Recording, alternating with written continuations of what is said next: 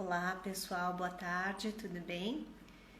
Eu gostaria de agradecer a presença de vocês e dentro de alguns instantes a gente vai começar a nossa live sobre mastigação e fala, tá bom? Sobre a relação entre mastigação e fala, então podem ficar à vontade aí para mandar os comentários, as perguntas de vocês, as dúvidas e a gente vai conversando, tá bom? Então dentro de alguns minutos a gente já começa.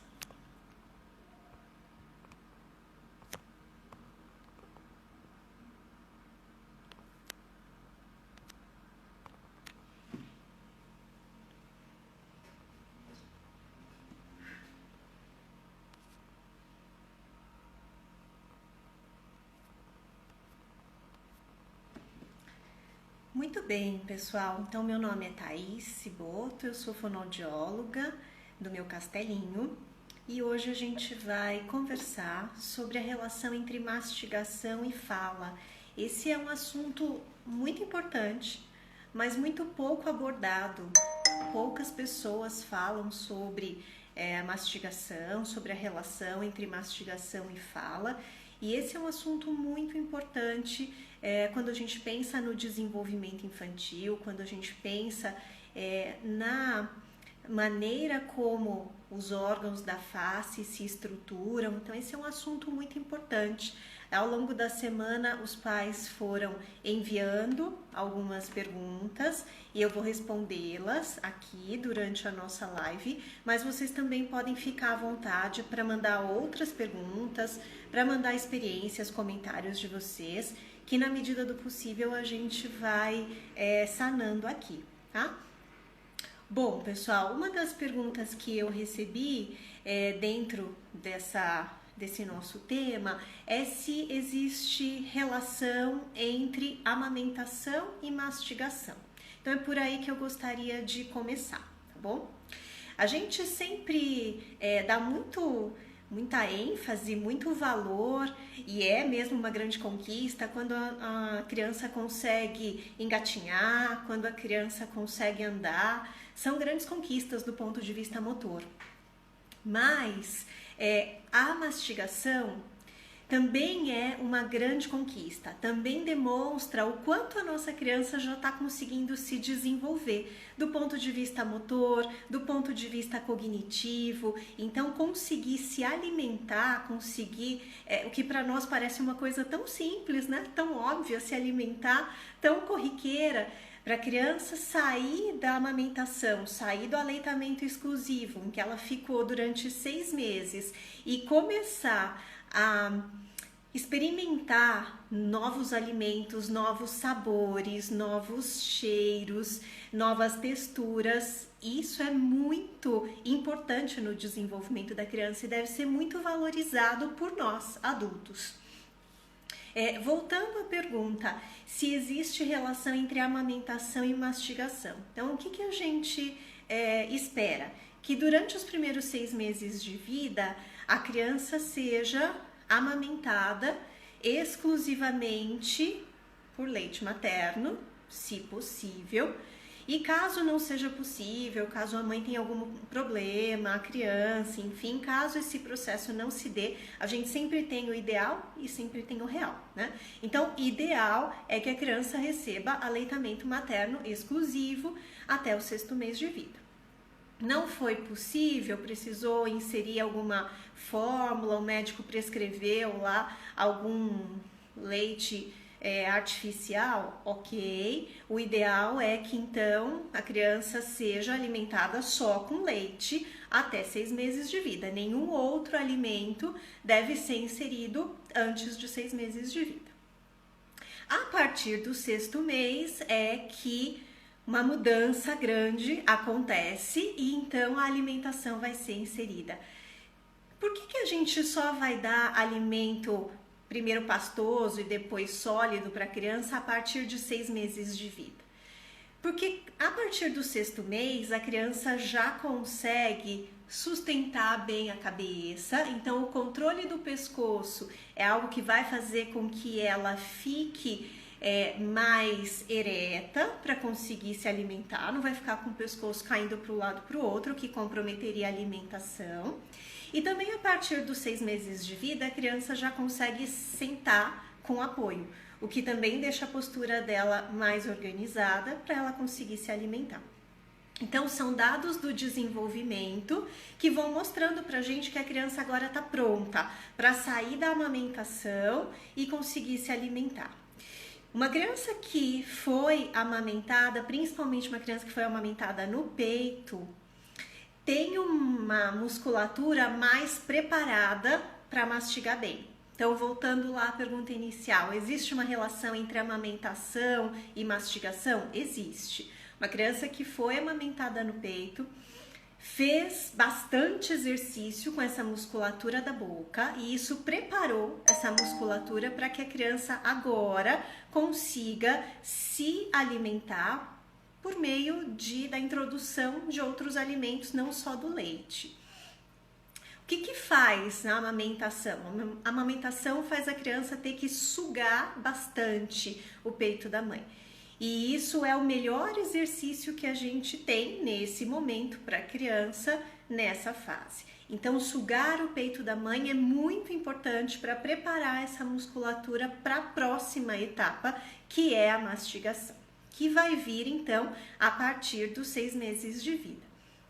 Mas a criança não nasce sabendo mastigar, ela nasce sabendo sugar e ela nasce sabendo engolir.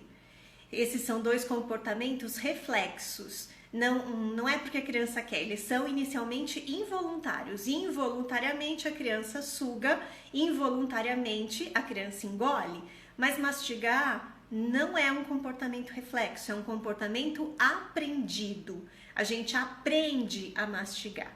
E a gente aprende a mastigar na medida em que são oferecidos para nós alimentos diferentes, com diferentes sabores, com diferentes cheiros, com diferentes texturas. Então, a alimentação, ela vai ser mais rica se as crianças forem expostas a diferentes alimentos. A Cris está falando que percebeu essa diferença nos filhos. É verdade. Então, a gente acaba tendo mesmo uma diferença entre crianças que tiveram a possibilidade de serem amamentadas no peito e crianças que não tiveram em relação à mastigação. Aquelas crianças que foram amamentadas no peito vão ter mais facilidade para mastigar porque a musculatura da boca já foi melhor preparada, está mais forte. As crianças que não tiveram essa possibilidade vão precisar de um esforço a mais, mas vão conseguir chegar lá também. Ainda relacionando essa nossa live com a live da semana passada, em que a gente falou sobre o uso de chupeta e mamadeira, essa é uma continuação, né, da nossa conversa da semana passada e ainda vai se estender para a próxima semana quando a gente vai falar de respiração, porque tudo isso está muito ligado. Então, ainda pensando na live da semana passada, em que a gente falou de chupeta e mamadeira, quando as crianças não podem, por algum motivo, serem amamentadas no peito, durante esses 6 primeiros meses, a recomendação é que, se possível, não seja inserida a mamadeira. O leite deve ser oferecido na colher, no copinho, mas a mamadeira é a nossa última opção, quando nada deu certo. Exatamente para que a gente não insira bicos artificiais e não produza um hábito que vai se prolongar e depois vai ser difícil de tirar, tá? Então, no mundo ideal, lembra que a gente está falando que existe o mundo ideal e o mundo real. No mundo ideal, o melhor é que a criança não seja inserida a mamadeira, que isso seja evitado e que ela passe a usar copo, colher, outras formas para ingerir esse leite. E aí, a partir do 6º mês, além do leite, vão entrar outros itens no cardápio da criança. Então, a partir do 6º mês, ela já pode ser alimentada com outros sabores, com outros itens no cardápio, porque ela já consegue sustentar a cabeça e ela já consegue sentar com apoio. Então, isso permite uma organização da postura e ela vai conseguir se alimentar melhor. Mesmo quando está amamentando, o que a gente indica para as mães é que a cabeça da criança sempre fique mais elevada em relação ao corpo, para que esta postura seja mais na vertical do que na horizontal. Semana passada eu falei para vocês que existe uma ligação entre boca e orelha que se chama tuba auditiva, e se a gente toma líquido deitado, isso pode gerar mais otites. Então o ideal é que a criança, mesmo na amamentação no peito, fique mais na vertical, numa posição mais vertical, para a gente evitar a otite. E agora, quando ela vai começar a se alimentar com outros alimentos além do leite, então a gente vai colocá-la no cadeirão. É ideal, pessoal, sempre pensando no ideal e no real, né? Cada família vai se adaptando àquilo que é possível. Mas o ideal é que antes mesmo do 6º mês de vida, quando a gente vai introduzir outros alimentos na dieta da criança, ela já se familiarize com esse cadeirão. Então a família pode adquirir o cadeirão um pouco antes, pode ir colocando a criança, mesmo que não vá oferecer comida ainda, só a partir do 6º mês. Mas lá pelo 5º já pode ir colocando essa criança no cadeirão, para ela se familiarizar com esse acessório, para não ser uma novidade para ela no momento em que a comida for inserida. No momento da comida tem que ser só a comida o foco da criança. Então o foco dela tem que ser a comida e não explorar o cadeirão. Essa exploração pode ser feita antes. Então antes a mãe já pode colocar a criança lá para ela ir entendendo como aquilo funciona, pode colocar a criança no cadeirão no momento em que a família está fazendo a refeição, para ela começar a olhar a família comendo. Lembra que eu disse para vocês que mastigação é algo que a gente aprende, e a gente aprende, as crianças aprendem, a gente também adulto, a gente aprende pela imitação, a gente aprende olhando os outros. Então colocar o seu bebê, ainda que ele não esteja na fase de comer, ainda que ele esteja antes do 6º mês, mas colocá-lo no cadeirão, colocá-lo na mesa, próximo de quem está comendo, para ele começar a olhar, para ele começar a observar, para ele começar a sentir o cheiro, já é algo que os pais podem fazer antes do 6º mês. E aí, a partir do 6º mês, a introdução de novos alimentos vai começar, e a gente indica que primeiro sejam oferecidos alimentos mais pastosos. Atenção, pais, isso é muito importante. É algo que eu falo sempre para os pais do Castelinho. Alimentação mais pastosa nesse momento significa alimentos mais cozidos e que a gente vai amassar com garfo. A gente não vai bater no liquidificador, não vai passar na peneira, não vai colocar no mixer, no processador, nada disso. A gente vai apenas cozinhar os alimentos, eles devem estar bem cozidos, e a gente vai amassar com garfo. Então, vai estar numa consistência mais fácil para a criança ingerir, mas não precisa estar líquido. O líquido é o leite, agora ela vai receber alimentação pastosa. Então, amassa com o garfo e oferece com uma colher para a criança. Uma outra pergunta que chegou essa semana para mim, pelo aplicativo da escola, foi: nesse momento, que tipo de colher a gente pode usar para alimentar as crianças? Então a colher pode ser de metal, pode ser de silicone, pode ser de plástico, como vocês queiram. O ideal é que essa colher não seja muito grande, então que ela seja do tamanho de uma colher de sobremesa ou menor, e que ela não seja muito funda, para não colocar muito alimento de cada vez, e assim a criança conseguir tirar esse alimento da colher e ingerir sem problemas, tá? Então o ideal é que a alimentação seja pastosa, mas pastosa dessa forma: cozido o alimento e amassado com garfo, e aí oferecido para a criança com uma colher não muito funda e não muito grande. Também é interessante que a criança tenha um prato só dela, e que a alimentação de criança, pessoal, principalmente de bebê, que é o que a gente está falando aqui nesse momento da nossa live, né? A alimentação principalmente de bebê precisa ser feita com tempo, com paciência, e lembrar que vai sujar. vai sujar a própria criança, o cabelo, o corpo, a roupa, vai sujar o chão, vai sujar a mesa, mas esse processo é altamente necessário. Lembra, é um processo de aprendizado, a criança está aprendendo a se alimentar, está aprendendo a lidar com o alimento. E nesse processo de aprendizado, ela vai olhar a comida no prato, então é um novo estímulo visual para ela. Ela vai ouvir os pais nomeando os alimentos, então é um novo estímulo auditivo para ela. Ela vai sentir o cheiro desses alimentos, então são novos estímulos olfativos. Ela vai experimentar novos alimentos, então são novos estímulos gustativos. Ela vai tocar nesses alimentos, então são novos estímulos táteis. Então é um aprendizado para a criança todo esse contato com esses alimentos. Então ela precisa tocar, ela precisa que estes alimentos estejam ali ao alcance dela. Então não pode colocar o prato longe, não pode colocar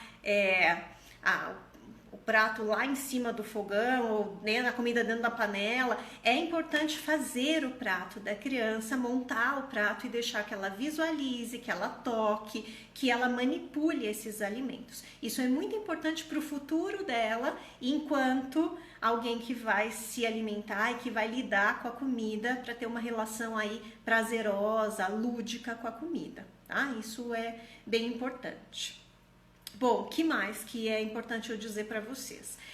Que antes disso, antes da criança lidar com os alimentos na boca, ela já colocava a mão na boca, ela levava objetos à boca. Vocês já devem ter ouvido falar que neste momento, de 0 a 1 ano e meio, 2 anos, a criança está numa fase que a gente chama de fase oral. Ela leva tudo à boca. Isso não é à toa. Ela leva tudo à boca para poder preparar a boca para mastigar. Então é importante que a criança tenha sim mordedor, que ela tenha objetos seguros, que ela possa levar à boca. Esse é um treino que vai acontecer antes dela iniciar a mastigação e que é importante.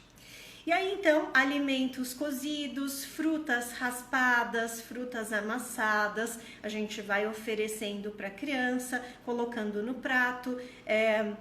Um pouquinho mais à frente, por volta de 8, 9 meses, a gente já pode oferecer para essa criança uma colher para ela e ela vai manipulando também os alimentos. Uma colher é sua e a outra é da criança, e aí ela vai manipulando esses alimentos junto. E nesse momento, a partir do 6º mês, a gente já pode oferecer água para a criança. E aí eu aproveito aqui a pergunta da Andréa, que está dizendo: bico de mamadeira e de chupeta, mais dura é melhor? Então nesse momento a gente vai oferecer água para a criança. Antes não precisava, porque o leite materno já tinha água, então a criança já era hidratada com o leite materno, mas a partir de agora, a partir do 6º mês de vida, precisa. E aí, qual é a melhor forma de oferecer água para a criança? É através do copo. Lembra que a gente falou lá atrás que se não for possível o aleitamento materno, o melhor é que o leite seja ingerido no copo com colher, que a mamadeira seja a nossa última opção?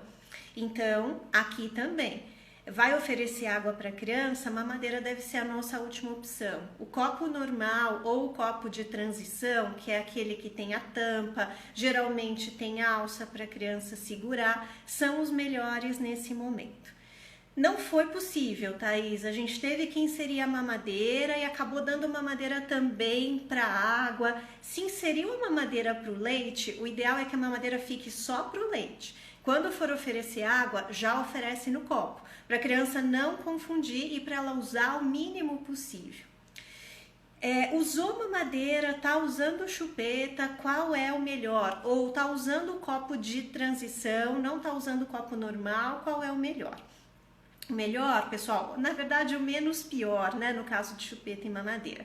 O menos pior são as chupetas ou mamadeiras que tenham o bico ortodôntico, que é aquele mais chatinho, e não aquele tão redondo, né? Que vai imitar o formato do bico do peito da mãe quando a criança está sugando. Então, esses são os que são menos prejudiciais para o desenvolvimento da musculatura da face. Mas a gente indica que mesmo esses sejam retirados até 2 anos de idade, como a gente falou na semana passada. Pensando no copo, se o copo comum não puder ser inserido logo, se a família preferir inserir o copo de transição, que é o copo com tampa, geralmente com alça, o ideal é que ele seja também com um bico ou um canudo rígido, que não seja mole, porque a gente quer que isso ofereça aí uma resistência para a criança. No uso da mamadeira lá para o leite, se os pais inserirem a mamadeira, não deu com copinho, não deu com colher, colocamos a mamadeira. Mamadeira vai ser só para o leite e é importante não aumentar o furo da mamadeira que veio de fábrica. Isso também vai ajudar a musculatura da criança a ficar mais firme para ela conseguir mastigar melhor depois, tá? Então, se veio com um furinho micro da fábrica, é porque é aquele que a sua criança precisa para fazer um mínimo de movimento com a musculatura da face e conseguir produzir depois bem os sons da fala. Então, mastigação tem a ver com fala? Tem. Amamentação tem a ver com fala e mastigação também tem a ver com fala. Então, quanto mais a criança é amamentada no peito, principalmente nos 6 primeiros meses, amamentação exclusiva, mais a gente vai estar fortalecendo a musculatura da face. Quanto melhor uma criança mastiga, melhor também vai ser para que ela produza os sons da fala. A Luana está perguntando, mesmo a mamadeira com aquele bico parecido com o bico do peito, então, que é o bico ortodôntico, né, Luana? Sim, mesmo essa mamadeira, ela deve ser evitada. Então, a gente deve usar o mínimo possível. Tá usando para o leite, vai começar a dar água, suco, chá. Suco e chá a gente deve dar só depois dos 2 anos, né?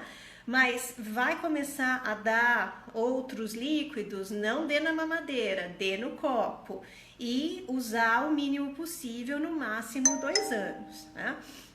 A Andrea está falando, você poderia indicar algumas marcas de copo para serem usadas desde muito cedo? Pode ser pelo aplicativo, porque às vezes é difícil para as mães escolherem. Sim, então fico totalmente à disposição aí das mães que estão nessa situação para a gente falar mais pontualmente sobre essas questões, para a gente falar mais sobre as marcas. Se quiser me mandar as fotos, né, pelo aplicativo, olha, estou em dúvida entre esse e esse, eu ajudo a escolher também. Ou se quiser marcar uma reunião online para a gente conversar, também fiquem à vontade, os pais do Castelinho, estou completamente à disposição para isso, tá bom, pessoal? Então, é super importante que a gente estimule as nossas crianças a mastigar. E aí, conforme elas vão crescendo, por volta de 1 ano, a gente já pode inserir para a criança a mesma comida que o resto da família come. E aí, a gente vai variando as consistências. E pessoal, esse é um grande ponto que eu sempre bato nessa tecla com os pais do Castelinho, que me procuram para a gente conversar ou que eu peço para a gente marcar uma reunião. Por quê, pessoal? Porque muitas famílias acabam levando essa comida pastosa para além de 1 ano. Então, a criança tem 6 meses, está comendo pastoso, tem 7 meses, está comendo pastoso, tem 11 meses está comendo pastoso, tem 1 ano comendo pastoso, 1 ano e meio pastoso, 2 anos e meio pastoso. Não dá, gente. Então, a gente precisa, conforme a criança vai tendo mais dentes, conforme ela vai tendo uma mastigação eficiente. O que é mastigação eficiente? Você oferece o alimento, ela não engasga, ela não tem refluxo, ela não tem nenhum problema, a mastigação dela tá boa. Então, a gente precisa ir oferecendo cada vez alimentos mais consistentes para essa criança. O que é alimento mais consistente? Aquele que ela vai ter que mastigar mais. Então, pensa que se a gente só oferecer alimentos macios, alimentos moles, ela vai ter muito pouco trabalho com a musculatura. Se eu quero fortalecer a musculatura do meu braço, o que eu faço? Tenho que fazer exercício, tenho que puxar ferro, tenho que ir lá na academia e trabalhar essa musculatura. Com a musculatura da boca é a mesma coisa. E qual é a academia? Qual é o ferro? Qual é o exercício? É mastigar. Então, para que a gente tenha uma fala boa, para que a criança produza bem os sons, a gente precisa que ela mastigue. Então, uma mãe aqui me perguntou, para crianças maiores, 4, 5 anos, som do R, o que a gente faz?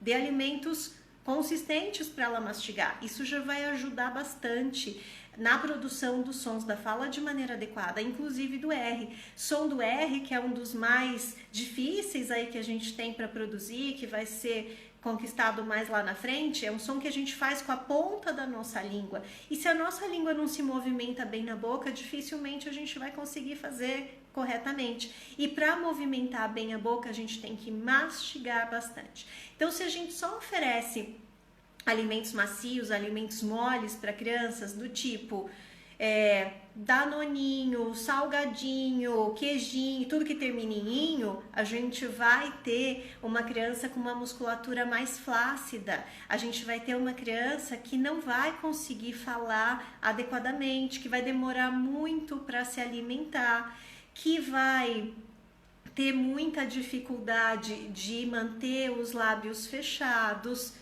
e vai começar a respirar pela boca, que é o que a gente vai falar na semana que vem. Então a gente vai ter um desarranjo dessa musculatura da boca e vai ser mais difícil, então, para essa criança se desenvolver do ponto de vista da fala de maneira adequada. Alimentos mais consistentes significa a gente pensar naquilo que a gente está comendo. Então, a cada refeição, que é o que eu combino com os pais, né? Não precisa ser radical, xiita, mas é importante pensar naquilo que está comendo. Então, a cada refeição, tente introduzir um alimento que seja mais consistente e que a criança vai ter que comer. A gente pode negociar com a criança, você escolhe 2 alimentos que não vão poder faltar hoje, eu escolho um que vai ter que estar no seu prato, mas a criança vai ter que ter pelo menos um alimento a cada refeição que seja mais consistente, que ela tenha que mastigar mais. E isso a gente já pode começar a fazer a partir de 1 ano, aí colocando alimentos com pedaços maiores e deixando a criança manipular esse alimento e alimentos mais consistentes. A Andrea coloca vivências sensoriais com legumes, frutas inteiras para eles pegarem, levarem à boca, como as que a gente faz na escola. São super estimulantes, né, Andrea? É exatamente isso que a gente precisa proporcionar também em casa. Então, essas vivências são muito importantes para que a criança enriqueça o seu repertório, para que ela estabeleça uma boa relação com a comida, para que ela vá entendendo como essa alimentação funciona e para que ela leve essa experiência prazerosa e extremamente rica para a vida dela fora, para a relação dela com a comida. Então, essas vivências que a gente faz na escola são extremamente importantes e elas estimulam a criança como um todo e estimulam a mastigação, estimulam a relação com a comida. A Laura coloca, tenho medo que o João Pedro se engasgue, como posso evitar que isso aconteça? Olha, Laura, eu vou falar uma coisa para você que talvez você fique assustada, mas não se assuste. É muito mais fácil as crianças se engasgarem com leite do que com alimentação sólida.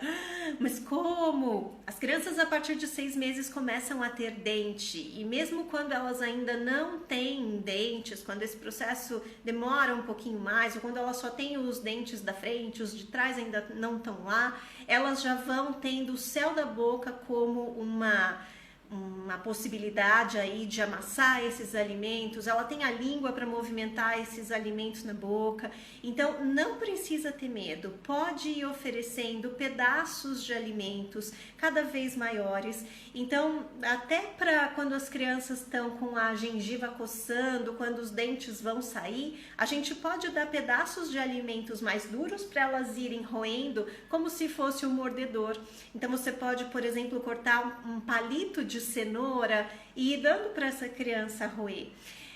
A Andrea coloca, algumas mães preferem enviar papinhas de frutas no infantil. Acha bacana orientar os pais a enviarem frutas inteiras de lanche? Sim.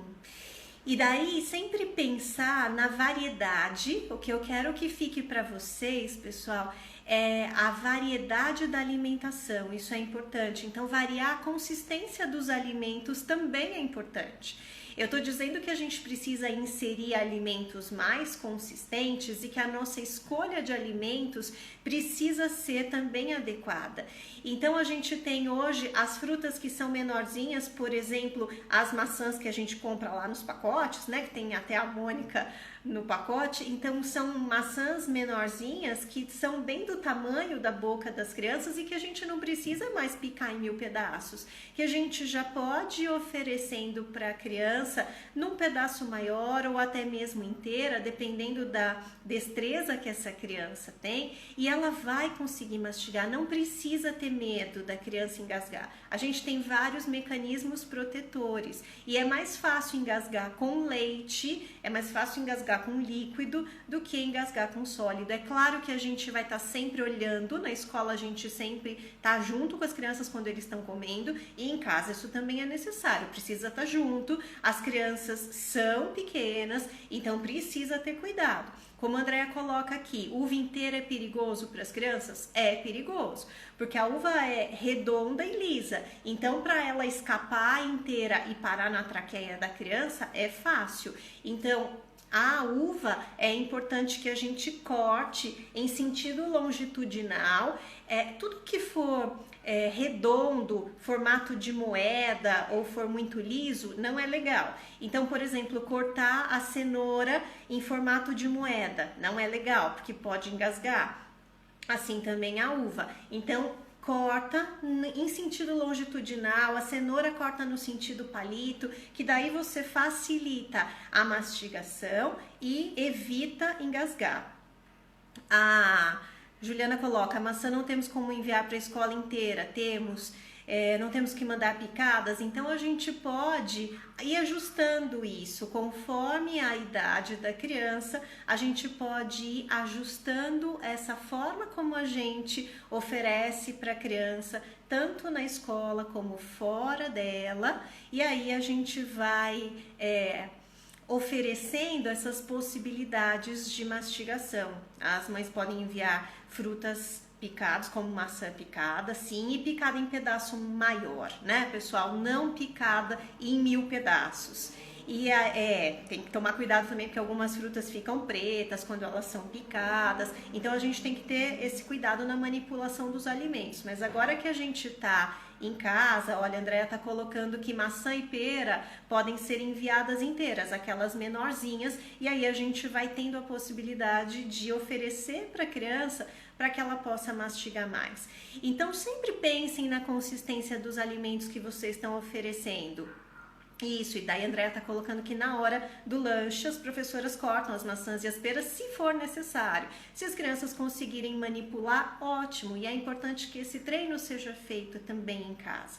Então sempre pensem na consistência do alimento que vocês estão oferecendo. Então, entre hambúrguer e bife, o que é melhor para mastigar? Bife, porque é mais consistente. Então é importante sempre pensar naquilo que a gente está oferecendo para a criança. Isso, cortamos ou damos inteiras, a Andrea está colocando, dependendo da idade das crianças, é isso mesmo. E dependendo da habilidade que eles estão demonstrando para a gente, daquilo que eles conseguem, a gente sempre pensa na parte nutricional, né? A mastigação serve principalmente para a gente cortar os alimentos na nossa boca para ficar mais fácil de digerir, mas a gente sempre tem que pensar no que é melhor para a musculatura da boca. Então, entre um bife e um hambúrguer, bife, porque é mais consistente, então eu vou ter que mastigar mais. Entre uma bisnaguinha e um pão francês eu vou ter que mastigar mais. Entre um pão francês e um pão italiano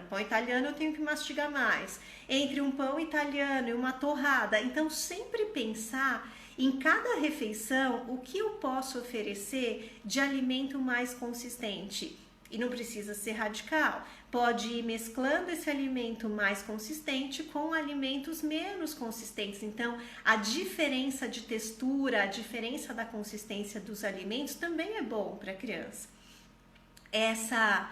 A Andrea tá colocando que é uma graça quando as crianças aprendem a morder a maçã e a pera inteira, é verdade, e é uma experiência sensorial muito importante para elas também. Tem um prazer aí a mais, né? Então é muito bom a gente poder oferecer isso. A Cris está colocando, poderia falar sobre o reflexo de Gag? Pois existe uma diferença entre engasgo e reflexo de Gag, né? Exatamente, Cris. O que é reflexo de Gag, pessoal? É um reflexo de proteção. Reflexo é aquilo que é involuntário, né? Que a gente nasce com e a gente não decide se a gente quer fazer ou não. A gente simplesmente faz. Reflexo de Gag é quando a criança faz uma postura como se ela fosse vomitar, como se ela não tivesse gostado daquele alimento. Então ela faz uma careta assim, mas não uma careta de medo de alguém que está engasgada, não. Uma careta de alguém que se assustou com o alimento que está na boca e daí ela põe a língua para fora como se ela fosse vomitar.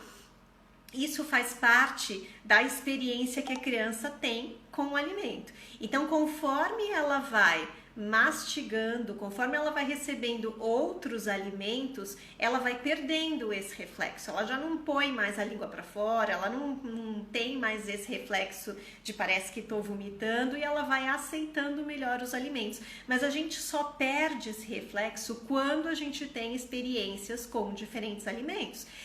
As pesquisas mostram pra gente que se até 10, 11 meses os pais não oferecerem pedaços de alimentos para nós e a gente continuar lá só com a comida amassada, só com pastoso, só com líquido, isso vai trazer um impacto para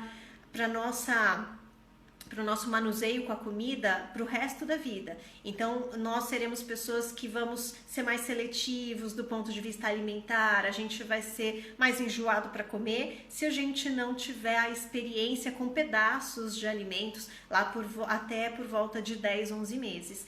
Então, é importante sim diferenciar que o reflexo de Gag não é engasgo, a criança não está engasgando, ela está fazendo uma cara feia porque ela está experimentando algo novo que ela ainda não conhecia. E é importante também, pessoal, lembrar que mesmo que a criança recuse o alimento de início, a gente não deve desistir. As pesquisas também mostram pra gente que a gente precisa oferecer de 8 a 15 vezes o mesmo alimento até desistir dele e falar, não, realmente a criança não gosta. Então, ofereceu hoje, sei lá, você ofereceu ovo cozido hoje. E a criança fez uma cara feia, não quis, botou a língua pra fora, empurrou a colher, não quis, tá? Espera uns 2 ou 3 dias e oferece de novo. E daí não quis de novo, espera mais alguns dias e oferece de novo. Insistam para que a criança possa ter essa experiência e pode mudar a forma também. Então, ovo cozido não deu certo, tenta omelete. Então, vai mudando a forma como você oferece o alimento, mas não desista do alimento. É importante isso, de 8 a 15 vezes da mesma maneira ou de maneiras diferentes. Você pode ir variando essas maneiras de apresentar o alimento, mas o mesmo alimento precisa ser oferecido de 8 a 15 vezes para depois você desistir dele e falar, não, ela não gosta mesmo, tá? Então, insistam, não é fácil, é um processo em que a criança aprende a lidar com a comida, um processo em que ela aprende a mastigar, um processo em que ela aprende a se relacionar com o alimento. Existem pesquisas também muito importantes que mostram pra gente que a mastigação está diretamente relacionada com a obesidade.